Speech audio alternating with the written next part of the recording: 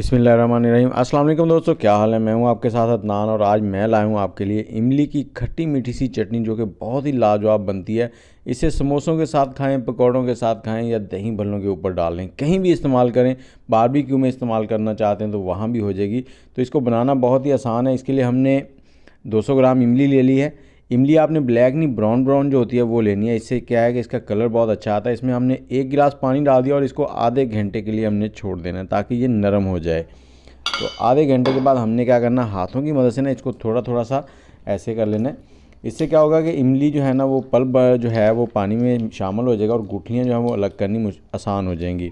और गुठलियाँ जब अलग करनी है तो उनको क्या करना है, ऐसे हाथों में पकड़ना और इस तरह से ज़ोर से दबाना है।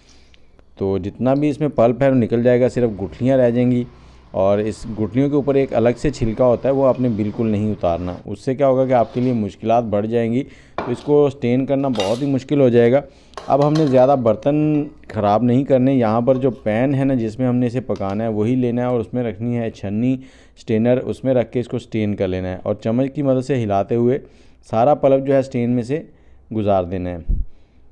और जैसे ही ये पल्प थोड़ा सा गाढ़ा हो जाएगा हम इसमें 1 गिलास पानी का और डाल देंगे, क्योंकि हमने इसमें 2 गिलास पानी के इस्तेमाल करने, तो दूसरा गिलास भी इधर ही डालकर इसको ऐसे स्टेन कर लेना है। उससे क्या होगा कि हमारा जो पल्प है ना वो सारा जो है ना नीचे चला जाएगा इस तरह से। ये हो गया जी।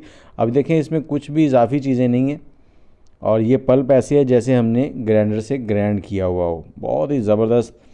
और अब इसको रखेंगे चूल्हे पर। इसमें थोड़े से मसाले डालेंगे। मसाले भी आपने ध्यान से डालने, कोई कमी या ज़्यादती ना हो। आधा कप चीनी का डालेंगे, क्योंकि जैसे ही मसाले कम से ज़्यादा होंगे इसके टेस्ट जो है ना वो ख़राब हो जाएगा। 1 जवा लहसुन का डाल देंगे और थोड़ा सा अदरक डालेंगे। ये देखिए इतना सा मोटा है और लंबा है बस।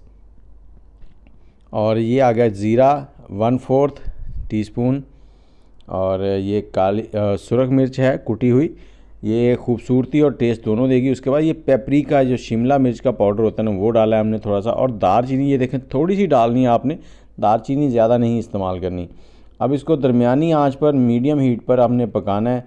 और जैसे जैसे इसको पकाते जाएंगे इसकी खुशबू भी बहुत ज़बरदस्त होती जाएगी और ये गाढ़ी भी होती जाएगी।